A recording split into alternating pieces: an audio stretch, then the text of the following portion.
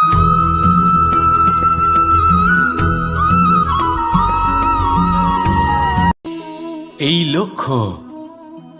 লক্ষ্য আসলে কি?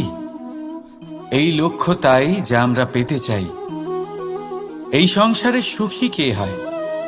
সুখী সেই যে তার লক্ষ্য পেয়ে গেছে। দুঃখী কে হয়? দুঃখী সেই যে তার লক্ষ্য এখনো পায়নি। এবারে প্রশ্ন এখন এটাই যে লক্ষ্য সবাই পেতে চায়, লক্ষ্য পাওয়ার জন্য সবাই প্রাণপণ চেষ্টাও করে, তাহলে সবাই তাদের লক্ষ্যে পৌঁছতে পারে না কেন? ঠিক আছে, কোথাও না কোথাও কিছু না কিছু কমতি থেকেই যায়, যাই বাধা থাক। আজকে আমি আপনাকে একটা উপায় বলবো এই লক্ষ্য পাওয়ার জন্য। একটা কাগজ নিন, তাতে একটা চিহ্ন বানান, সেটাই হবে আপনার লক্ষ্য। এবারে সেই লক্ষ্যে পৌঁছানোর একটা পথ বানান। এবারে এই যাত্রাকে ভিন্ন ভিন্ন ভাগে বিভাজন করে দিন। এবারে এটা হলো আপনার পরিকল্পনা। এবার এই পরিকল্পনা ক্রমানুসারে আপনি পালন করতে থাকুন, এটাই হবে আপনার চেষ্টা। এবার এইভাবে যদি আপনি চেষ্টা করতে থাকেন, যাই আপনার কল্পনা হোক না কেন তা বাস্তব অবশ্যই হবে। তাহলে এই কল্পনাকে বাস্তবে রূপান্তরিত করুন। এইভাবেই নিজের পরিকল্পনা পালন করতে থাকুন। আপনার যাই কল্পনা থাকুক বা যাই লক্ষ্য থাকুক, তা বাস্তবে পরিণত হয়ে আপনার হাতে অবশ্যই আসবে। রাধা রাধা। মোহ। শাস্ত্রে লেখা আছে যে মোহ শুধু সেই ব্যক্তিকেই নয়, বরং সেই আরেক ব্যক্তিকেও বিনাশ করে দেয় যার ওপরে সেই মোহ আছে। এবারে লোকে কি করেন, এই শাস্ত্রে লেখা কথাগুলি শুধু শাব্দিক অর্থে নেন। এই মোহ, দেখুন, এটা শুভও হতে পারে, শুধু এর রূপ ভিন্ন ভিন্ন হয়। এটা ভালো করে বুঝতে হবে। এবারে মোহ যদি কোনো বস্তুর উপরে থাকে, তাহলে তা লালসা হয়ে যায়। মোহ কোনো বিশেষ ব্যক্তির উপরে হয়ে গেলে তা প্রেম নয়, আকর্ষণ হয়ে যায়। মোহ কোনো চাহিদার উপরে হয়ে গেলে বানাতে চাইবেন। ভেবে দেখুন, সিদ্ধান্ত আপনার। রাধা রাধা। বাবার এক মিত্র ছিলেন, বড়ই দুঃখী ছিলেন, বিপদে পড়েছিলেন। কি করবেন? ব্যবসা ভালোভাবে চলছিল না, বাড়িতে শান্তি ছিল না, সমস্ত জায়গায় ক্ষতি হচ্ছিল। তাই উনি একজন জ্যোতিষীকে দেখালেন। জ্যোতিষী বললেন, আপনার যে বাড়ি আছে সেটা আপনার জন্য অশুভ, আপনার এই বাড়ি পাল্টে ফেলুন। উনি বাড়ি পাল্টে ফেললেন, তবুও ওনার সমস্যার সমাধান হলো না। তারপর একজন জ্ঞানী ব্যক্তি ওনাকে বললেন যে আপনার জামা কাপড়ের যে রং সেটা বিপদকে আমন্ত্রণ জানাচ্ছে, এই জামা কাপড়গুলিকে পাল্টে ফেলুন। উনি সেগুলো পাল্টে ফেললেন, তাও সমস্যার সমাধান হলো না। আবার একজন জ্ঞানী ব্যক্তি বললেন যে এই স্বভাবই আপনার ব্যক্তিত্ব তৈরি করে, তাই নিজের স্বভাব শুধরে ফেলুন, তাতে ভালো পরিবর্তন আনুন, সব কিছু ভালোই হবে। রাধা রাধা। ক্রোধ। লোকে বলে যে এই ক্রোধ পাপেরই মূল, কিন্তু সত্যি কি এই ক্রোধ পাপের মূল? একটু ভেবে দেখুন, এই ক্রোধ বাস্তবে আসলে কি? এই ক্রোধ একটা অনুভূতি যা আপনার মধ্যে হঠাৎই অসীমিত তেজ সঞ্চালন করে। এবারে আমি আপনাকে কিছু উদাহরণ দিচ্ছি যাতে আপনি বুঝতে পারেন যে ক্রোধ আপনার জন্য ভালো কি না। যদি কারোর সাথে অন্যায় হয় আর এটা দেখে আপনার ক্রোধ হয়, আর এই ক্রোধ আপনাকে তার সাহায্য করতে প্রেরণা যোগায়, তাহলে এই ক্রোধ অবশ্যই ভালো। যদি কোথাও আপনি দেখেন যে কোনো নারীর উপরে অত্যাচার হচ্ছে আর সেটা দেখে আপনার ক্রোধ হয়, আর এই ক্রোধ আপনাকে তার সাহায্য করতে সাহস যোগায়, তাহলে এই ক্রোধ অবশ্যই ভালো।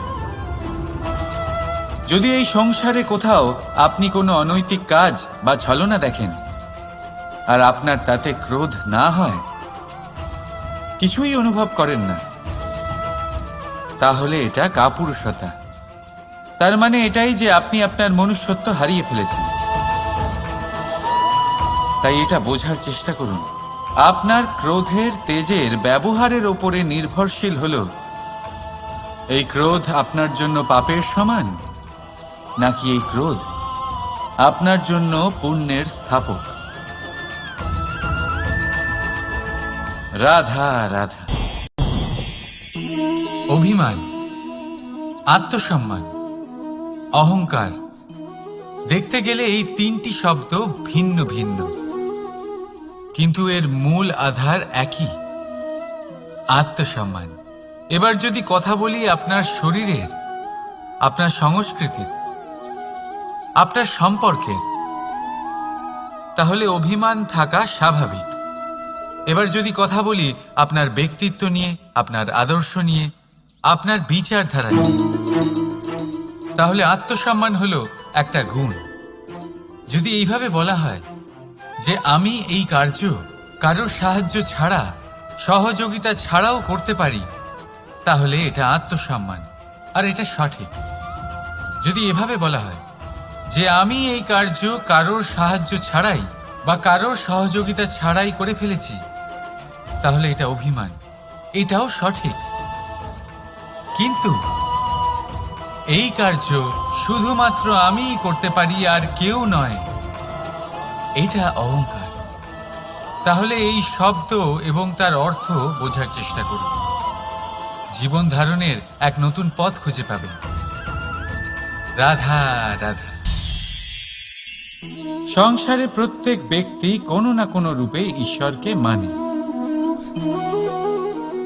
কেউ মূর্তি রূপে, তো কেউ তত্ত্ব রূপে, কেউ ভাবনা রূপে, আবার কেউ স্বভাব রূপে। কেউ নিজের মধ্যে পরমাত্মা খোঁজে, আবার কেউ অন্যের মধ্যে। কারোর কাছে জ্ঞানই পরমাত্মা। সংসারে প্রত্যেক মানুষই কোনো না কোনো রূপে তার ঈশ্বরকে পেয়েই যান। কিন্তু একটা কথা বলবো, ঈশ্বর প্রথমেই নিজের একটা স্বরূপ পৃথিবীতে আপনার কাছে পাঠিয়ে দিয়েছেন। সেই স্বরূপ হলো আপনার মাতা, আপনার মা। সেই মা যিনি আপনাকে জন্ম দিয়েছেন, আপনাকে বাঁচতে শিখিয়েছেন, আপনাকে সংস্কার দিয়েছেন।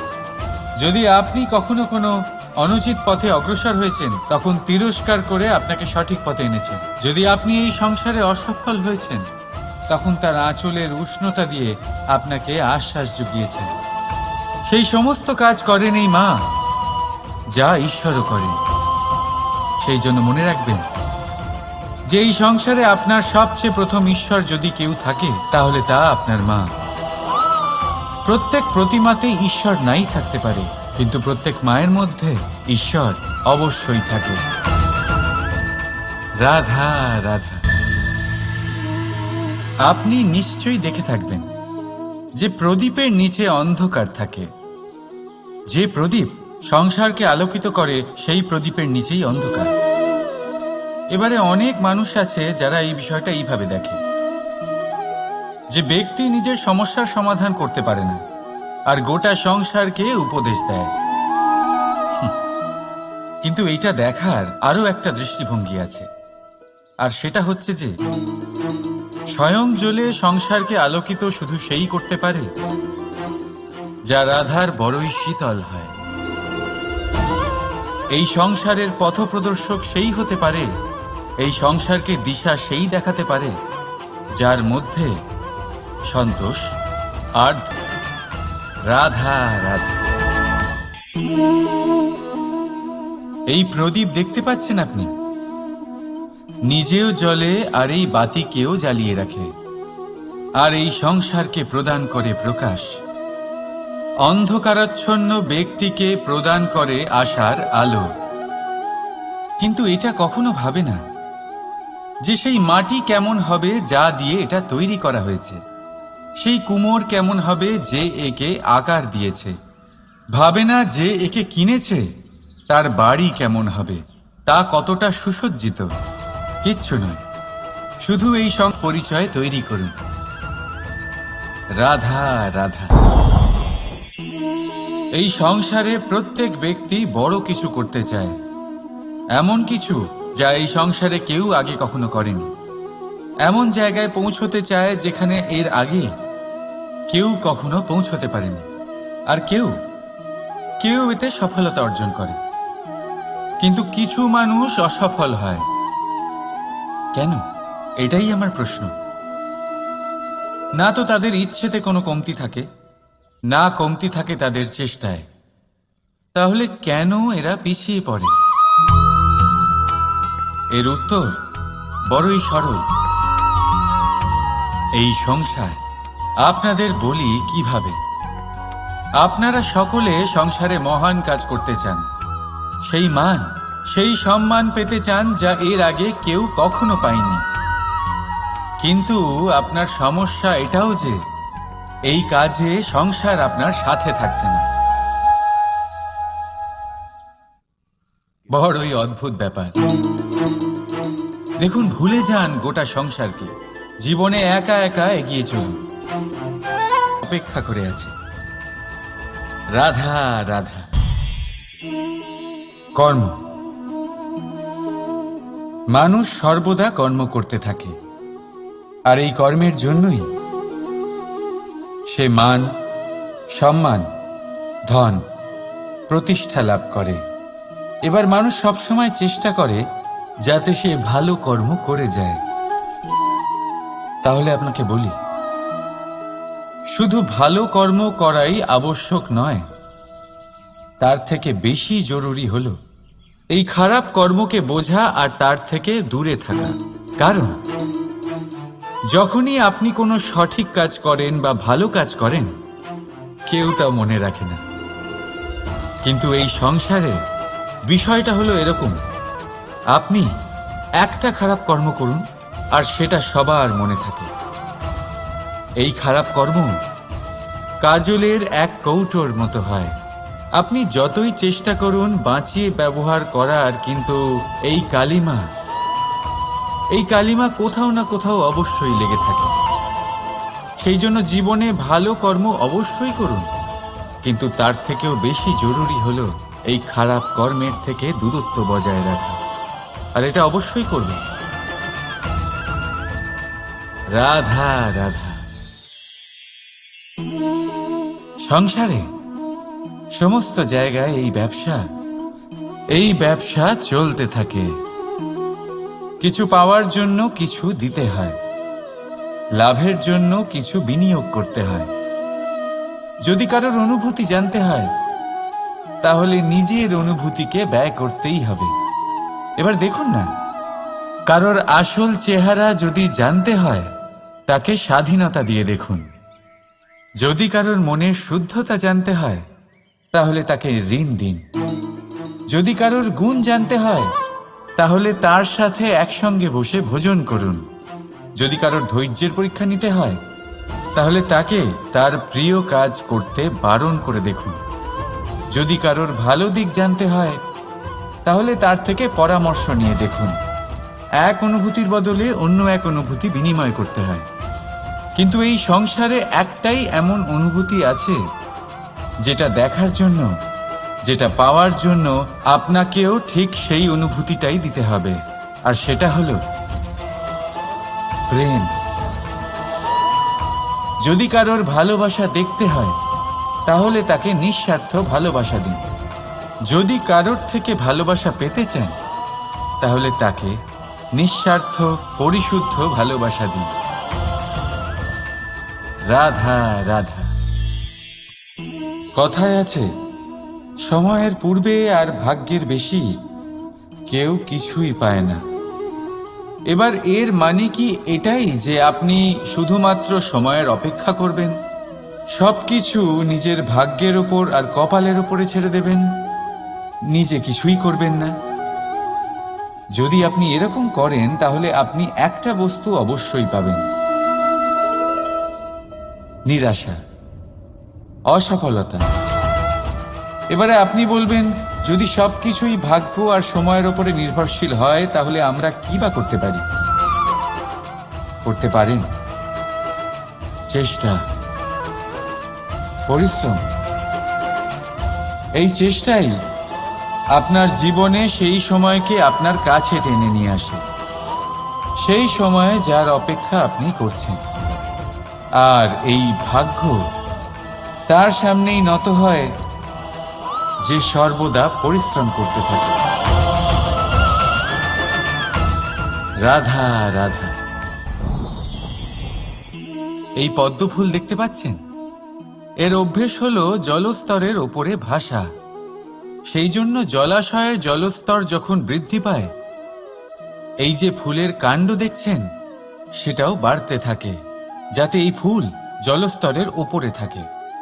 কিন্তু যখন সেই জলাশয়ে জলস্তর নামতে থাকে, সেই কাণ্ড নিজেকে ছোট করতে পারে না, আর এই ফুল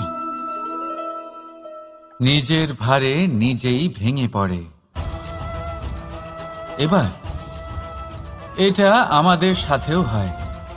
সময়ের সাথে আমরা জীবনে যত সাফল্য পাই, আমাদের জীবনের স্তর বাড়তে থাকে। আর যখন আমাদের সংস্থান কমতে থাকে, আমরা সেই জীবন স্তর ছাড়তে পারি না, আর শেষ পর্যন্ত সেই জীবন স্তরের কারণেই ভারাক্রান্ত হয়ে শেষ হয়ে যায়। সেই জন্য যদি কিছু রাখতে হয়, তাহলে তা হলো দৃষ্টিভঙ্গি। সাধারণভাবে জীবন যাপন করতে শিখুন। সময়ের চক্রও আপনাকে মাত দিতে পারবে না। রাধা রাধা। এই লক্ষ্য আসলে কি? এই লক্ষ্য তাই যা আমরা পেতে চাই। এই সংসারে সুখী কে হয়? সুখী সেই যে তার লক্ষ্য পেয়ে গেছে। দুঃখী কে হয়? দুঃখী সেই যে তার লক্ষ্য এখনো পায়নি।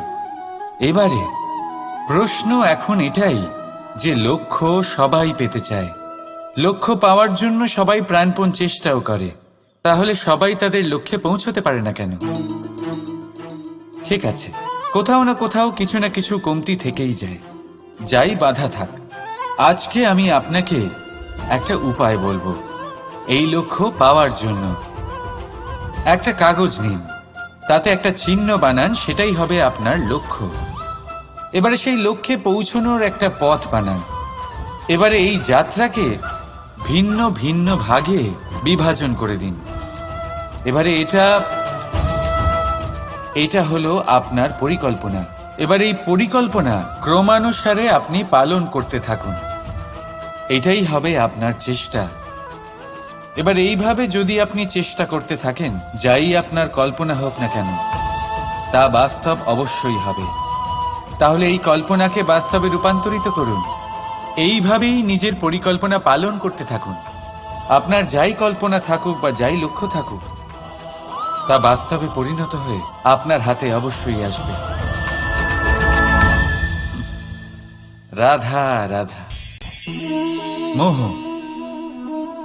শাস্ত্রে লেখা আছে যে মোহ শুধু সেই ব্যক্তিকেই নয়, বরং সেই আরেক ব্যক্তিকেও বিনাশ করে দেয় যার ওপরে সেই মোহ আছে।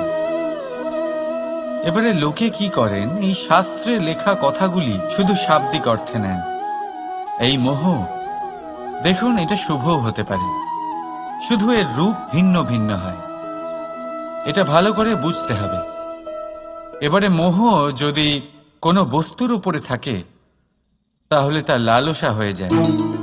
মোহ কোনো বিশেষ ব্যক্তির উপরে হয়ে গেলে তা প্রেম নয়, আকর্ষণ হয়ে যায়। মোহ কোনো চাহিদার উপরে হয়ে গেলে তা বাসনা হয়ে যায়। মোহ বিজয়ের উপরে হয়ে গেলে তা কুণ্ঠা হয়ে যায়। মোহ নিজের সংস্কৃতির উপরে হলে আপনাকে সংস্কৃতির রক্ষক বানায়। যদি এই মোহ নিজের গুণের উপরে হয়, তাহলে সেই শিল্প দ্বারা আপনি এই সংসারে অদ্ভুত সব কাজ করতে পারবেন। এবারে এটা আপনার উপরে নির্ভরশীল যে এই মোহকে আপনি সৃজনের আধার বানাতে চাইবেন নাকি বিনাশের অস্ত্র বানাতে চাইবেন। ভেবে দেখুন, সিদ্ধান্ত আপনার। রাধা রাধা। বাবার এক মিত্র ছিলেন, বড়ই দুঃখী ছিলেন, বিপদে পড়েছিলেন। কি করবেন? ব্যবসা ভালোভাবে চলছিল না, বাড়িতে শান্তি ছিল না, সমস্ত জায়গায় ক্ষতি হচ্ছিল। তাই উনি একজন জ্যোতিষীকে দেখালেন। জ্যোতিষী বললেন, আপনার যে বাড়ি আছে সেটা আপনার জন্য অশুভ, আপনার এই বাড়ি পাল্টে ফেলুন। উনি বাড়ি পাল্টে ফেললেন, তবুও ওনার সমস্যার সমাধান হলো না। তারপর একজন জ্ঞানী ব্যক্তি ওনাকে বললেন যে আপনার জামা কাপড়ের যে রং সেটা বিপদকে আমন্ত্রণ জানাচ্ছে, এই জামা কাপড়গুলিকে পাল্টে ফেলুন। উনি সেগুলো পাল্টে ফেললেন, তাও সমস্যার সমাধান হলো না। আবার একজন জ্ঞানী ব্যক্তি বললেন যে আপনার আশেপাশে যে মানুষজন রয়েছে তারা এটা চায় না যে আপনি সফল হন, তারা আপনার ক্ষতি চায়, তাদের সাথে সমস্ত সম্পর্ক ভেঙে ফেলুন। তো উনি সম্পর্ক ভেঙে ফেললেন, কিন্তু তাতেও ওনার জীবনে কোনো পরিবর্তন এলো না। তার মানে তিনি বাড়ি পাল্টালেন, জামা কাপড় পাল্টালেন, সম্পর্ক পাল্টালেন, যেটা পাল্টালেন না তা হলো স্বভাব। এই যে স্বভাব, এটা অত্যন্ত গুরুত্বপূর্ণ। এই স্বভাবই আপনার ব্যক্তিত্ব তৈরি করে। তাই নিজের স্বভাব শুধরে ফেলুন, তাতে ভালো পরিবর্তন আনুন, সব কিছু ভালোই হবে। রাধা রাধা। ক্রোধ, লোকে বলে যে এই ক্রোধ পাপেরই মূল, কিন্তু সত্যি কি এই ক্রোধ পাপের মূল? একটু ভেবে দেখুন, এই ক্রোধ বাস্তবে আসলে কি? এই ক্রোধ একটা অনুভূতি যা আপনার মধ্যে হঠাৎই অসীমিত তেজ সঞ্চালন করে। এবারে আমি আপনাকে কিছু উদাহরণ দিচ্ছি যাতে আপনি বুঝতে পারেন যে ক্রোধ আপনার জন্য ভালো কি না। যদি কারোর সাথে অন্যায় হয় আর এটা দেখে আপনার ক্রোধ হয়, আর এই ক্রোধ আপনাকে তার সাহায্য করতে প্রেরণা যোগায়, তাহলে এই ক্রোধ অবশ্যই ভালো। যদি কোথাও আপনি দেখেন যে কোনো নারীর উপরে অত্যাচার হচ্ছে আর সেটা দেখে আপনার ক্রোধ হয়, আর এই ক্রোধ আপনাকে তার সাহায্য করতে সাহস যোগায়, তাহলে এই ক্রোধ অবশ্যই ভালো। যদি এই সংসারে কোথাও আপনি কোনো অনৈতিক কাজ বা ছলনা দেখেন আর আপনার তাতে ক্রোধ না হয়, কিছুই অনুভব করেন না, তাহলে এটা কাপুরুষতা। তার মানে এটাই যে আপনি আপনার মনুষ্যত্ব হারিয়ে ফেলেছেন। তাই এটা বোঝার চেষ্টা করুন, আপনার ক্রোধের তেজের ব্যবহারের ওপরে নির্ভরশীল হলো এই ক্রোধ আপনার জন্য পাপের সমান, নাকি এই ক্রোধ আপনার জন্য পুণ্যের স্থাপক। রাধা রাধা। অভিমান, আত্মসম্মান, অহংকার, দেখতে গেলে এই তিনটি শব্দ ভিন্ন ভিন্ন, কিন্তু এর মূল আধার একই, আত্মসম্মান। এবার যদি কথা বলি আপনার শরীরের, আপনার সংস্কৃতির, আপনার সম্পর্কের, তাহলে অভিমান থাকা স্বাভাবিক। এবার যদি কথা বলি আপনার ব্যক্তিত্ব নিয়ে, আপনার আদর্শ নিয়ে, আপনার বিচারধারা নিয়ে, তাহলে আত্মসম্মান হলো একটা গুণ। যদি এইভাবে বলা হয় যে আমি এই কার্য কারোর সাহায্য ছাড়া, সহযোগিতা ছাড়াও করতে পারি, তাহলে এটা আত্মসম্মান, আর এটা সঠিক। যদি এভাবে বলা হয় যে আমি এই কার্য কারোর সাহায্য ছাড়াই বা কারোর সহযোগিতা ছাড়াই করে ফেলেছি, তাহলে এটা অভিমান, এটাও সঠিক। কিন্তু এই কার্য শুধুমাত্র আমিই করতে পারি আর কেউ নয়, এটা অহংকার। তাহলে এই শব্দ এবং তার অর্থ বোঝার চেষ্টা করুন, জীবন ধারণের এক নতুন পথ খুঁজে পাবেন। রাধা রাধা। সংসারে প্রত্যেক ব্যক্তি কোনো না কোনো রূপে ঈশ্বরকে মানে, কেউ মূর্তি রূপে, তো কেউ তত্ত্ব রূপে, কেউ ভাবনা রূপে, আবার কেউ স্বভাব রূপে। কেউ নিজের মধ্যে পরমাত্মা খোঁজে, আবার কেউ অন্যের মধ্যে। কারোর কাছে জ্ঞানই পরমাত্মা। সংসারে প্রত্যেক মানুষই কোনো না কোনো রূপে তার ঈশ্বরকে পেয়েই যান। কিন্তু একটা কথা বলবো, ঈশ্বর প্রথমেই নিজের একটা স্বরূপ পৃথিবীতে আপনার কাছে পাঠিয়ে দিয়েছেন। সেই স্বরূপ হলো আপনার মাতা, আপনার মা। সেই মা যিনি আপনাকে জন্ম দিয়েছেন, আপনাকে বাঁচতে শিখিয়েছেন, আপনাকে সংস্কার দিয়েছেন। যদি আপনি কখনো কোনো অনুচিত পথে অগ্রসর হয়েছেন, তখন তিরস্কার করে আপনাকে সঠিক পথে এনেছেন। যদি আপনি এই সংসারে অসফল হয়েছেন, তখন তার আঁচলের উষ্ণতা দিয়ে আপনাকে আশ্বাস জুগিয়েছেন। সেই সমস্ত কাজ করেন এই মা, যা ঈশ্বরও করেন। সেই জন্য মনে রাখবেন যে এই সংসারে আপনার সবচেয়ে প্রথম ঈশ্বর যদি কেউ থাকে, তাহলে তা আপনার মা। প্রত্যেক প্রতিমাতে ঈশ্বর নাই থাকতে পারে, কিন্তু প্রত্যেক মায়ের মধ্যে ঈশ্বর অবশ্যই থাকে। রাধা রাধা। আপনি নিশ্চয়ই দেখে থাকবেন যে প্রদীপের নিচে অন্ধকার থাকে। যে প্রদীপ সংসারকে আলোকিত করে, সেই প্রদীপের নিচেই অন্ধকার। এবারে অনেক মানুষ আছে যারা এই বিষয়টা এইভাবে দেখে যে ব্যক্তি নিজের সমস্যার সমাধান করতে পারে না, আর গোটা সংসারকে উপদেশ দেয়। কিন্তু এইটা দেখার আরো একটা দৃষ্টিভঙ্গি আছে, আর সেটা হচ্ছে যে স্বয়ং জ্বলে সংসারকে আলোকিত শুধু সেই করতে পারে যা রাধার বড়ই শীতল হয়। এই সংসারের পথপ্রদর্শক সেই হতে পারে, এই সংসারকে দিশা সেই দেখাতে পারে যার মধ্যে সন্তোষ। রাধা রাধা। এই প্রদীপ দেখতে পাচ্ছেন আপনি, নিজেও জ্বলে আর এই বাতিকেও জ্বালিয়ে রাখে, আর এই সংসারকে প্রদান করে প্রকাশ। অন্ধকারাচ্ছন্ন ব্যক্তিকে প্রদান করে আশার আলো। কিন্তু এটা কখনো ভাবে না যে সেই মাটি কেমন হবে যা দিয়ে এটা তৈরি করা হয়েছে, সেই কুমোর কেমন হবে যে একে আকার দিয়েছে। ভাবে না যে একে কিনেছে তার বাড়ি কেমন হবে, তা কতটা সুসজ্জিত। কিচ্ছু নয়, শুধু এক বিশাল, এক অদ্ভুত পরিচয় তৈরি করুন। রাধা রাধা। এই সংসারে প্রত্যেক ব্যক্তি বড় কিছু করতে চায়, এমন কিছু যা এই সংসারে কেউ আগে কখনো করেনি। এমন জায়গায় পৌঁছতে চায় যেখানে এর আগে কেউ কখনো পৌঁছতে পারেনি, আর কেউ এতে সফলতা অর্জন করে। কিন্তু কিছু মানুষ অসফল হয় কেন? এটাই আমার প্রশ্ন।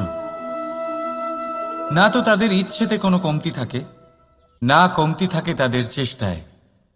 তাহলে কেন এরা পিছিয়ে পড়ে? এর উত্তর বড়ই সরল। এই সংসার। আপনাদের বলি কিভাবে। আপনারা সকলে সংসারে মহান কাজ করতে চান, সেই মান, সেই সম্মান পেতে চান যা এর আগে কেউ কখনো পায়নি। কিন্তু আপনার সমস্যা এটাও যে এই কাজে সংসার আপনার সাথে থাকছে না। বড়ই অদ্ভুত ব্যাপার। দেখুন, ভুলে যান গোটা সংসারকে, জীবনে একা একা এগিয়ে চলুন।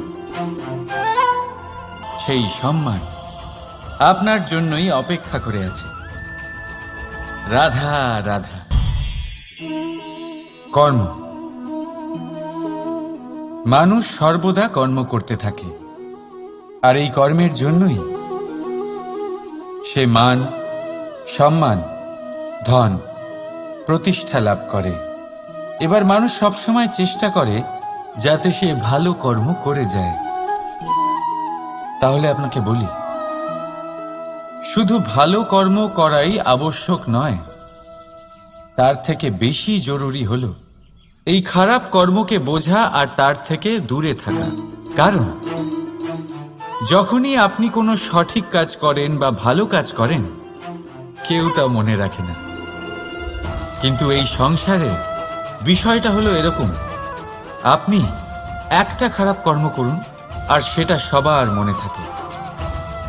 এই খারাপ কর্ম কাজলের এক কৌটোর মতো হয়। আপনি যতই চেষ্টা করুন বাঁচিয়ে ব্যবহার করার, কিন্তু এই কালিমা এই কালিমা কোথাও না কোথাও অবশ্যই লেগে থাকে। সেই জন্য জীবনে ভালো কর্ম অবশ্যই করুন, কিন্তু তার থেকেও বেশি জরুরি হলো এই খারাপ কর্মের থেকে দূরত্ব বজায় রাখা, আর এটা অবশ্যই করবেন। রাধা রাধা। সংসারে সমস্ত জায়গায় এই ব্যবসা চলতে থাকে। কিছু পাওয়ার জন্য কিছু দিতে হয়, লাভের জন্য কিছু বিনিয়োগ করতে হয়। যদি কারোর অনুভূতি জানতে হয়, তাহলে নিজের অনুভূতিকে ব্যয় করতেই হবে। এবার দেখুন না, কারোর আসল চেহারা যদি জানতে হয়, তাকে স্বাধীনতা দিয়ে দেখুন। যদি কারোর মনের শুদ্ধতা জানতে হয়, তাহলে তাকে ঋণ দিন। যদি কারোর গুণ জানতে হয়, তাহলে তার সাথে একসঙ্গে বসে ভোজন করুন।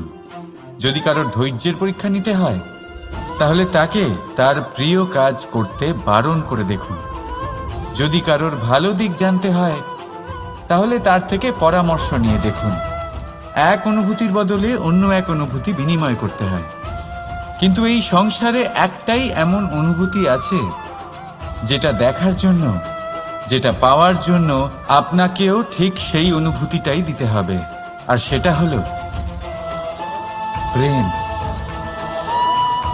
যদি কারোর ভালোবাসা দেখতে হয়, তাহলে তাকে নিঃস্বার্থ ভালোবাসা দিন। যদি কারোর থেকে ভালোবাসা পেতে চান, তাহলে তাকে নিঃস্বার্থ পরিশুদ্ধ ভালোবাসা দিন। রাধা রাধা। কথায় আছে, সময়ের পূর্বে আর ভাগ্যের বেশি কেউ কিছুই পায় না। এবার এর মানে কি এটাই যে আপনি শুধুমাত্র সময়ের অপেক্ষা করবেন, সবকিছু নিজের ভাগ্যের ওপর আর কপালের ওপরে ছেড়ে দেবেন, নিজে কিছুই করবেন না? যদি আপনি এরকম করেন, তাহলে আপনি একটা বস্তু অবশ্যই পাবেন: নিরাশা, অসফলতা। এবারে আপনি বলবেন, যদি সবকিছুই ভাগ্য আর সময়ের ওপরে নির্ভরশীল হয়, তাহলে আমরা কি বা করতে পারি? করতে পারেন চেষ্টা, পরিশ্রম। এই চেষ্টাই আপনার জীবনে সেই সময়কে আপনার কাছে টেনে নিয়ে আসে, সেই সময়ে যার অপেক্ষা আপনি করছেন। আর এই ভাগ্য তার সামনেই নত হয় যে সর্বদা পরিশ্রম করতে থাকে। রাধা রাধা। এই পদ্ম ফুল দেখতে পাচ্ছেন?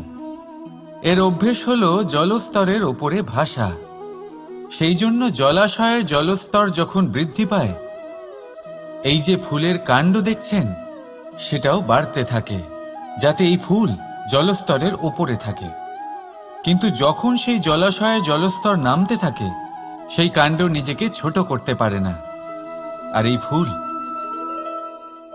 নিজের ভারে নিজেই ভেঙে পড়ে। এবার এটা আমাদের সাথেও হয়। সময়ের সাথে আমরা জীবনে যত সাফল্য পাই, আমাদের জীবনের স্তর বাড়তে থাকে। আর যখন আমাদের সংস্থান কমতে থাকে, আমরা সেই জীবন স্তর ছাড়তে পারি না, আর শেষ পর্যন্ত সেই জীবন স্তরের কারণেই ভারাক্রান্ত হয়ে শেষ হয়ে যায়। সেই জন্য যদি কিছু রাখতে হয়, তাহলে তা হলো দৃষ্টিভঙ্গি। সাধারণভাবে জীবনযাপন করতে শিখুন। সময়ের চক্রও আপনাকে মাত দিতে পারবে না। রাধা রাধা। এই লক্ষ্য আসলে কি? এই লক্ষ্য তাই যা আমরা পেতে চাই। এই সংসারে সুখী কে হয়? সুখী সেই যে তার লক্ষ্য পেয়ে গেছে। দুঃখী কে হয়? দুঃখী সেই যে তার লক্ষ্য এখনো পায়নি। এবারে প্রশ্ন এখন এটাই যে লক্ষ্য সবাই পেতে চায়, লক্ষ্য পাওয়ার জন্য সবাই প্রাণপণ চেষ্টাও করে, তাহলে সবাই তাদের লক্ষ্যে পৌঁছতে পারে না কেন? ঠিক আছে, কোথাও না কোথাও কিছু না কিছু কমতি থেকেই যায়, যাই বাধা থাক।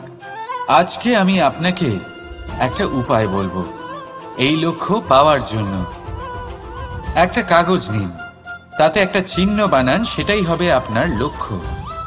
এবারে সেই লক্ষ্যে পৌঁছানোর একটা পথ বানান। এবারে এই যাত্রাকে ভিন্ন ভিন্ন ভাগে বিভাজন করে দিন। এবারে এটা হলো আপনার পরিকল্পনা। এবার এই পরিকল্পনা ক্রমানুসারে আপনি পালন করতে থাকুন। এটাই হবে আপনার চেষ্টা। এবার এইভাবে যদি আপনি চেষ্টা করতে থাকেন, যাই আপনার কল্পনা হোক না কেন, তা বাস্তব অবশ্যই হবে। তাহলে এই কল্পনাকে বাস্তবে রূপান্তরিত করুন। এইভাবেই নিজের পরিকল্পনা পালন করতে থাকুন। আপনার যাই কল্পনা থাকুক বা যাই লক্ষ্য থাকুক, তা বাস্তবে পরিণত হয়ে আপনার হাতে অবশ্যই আসবে। রাধা রাধা।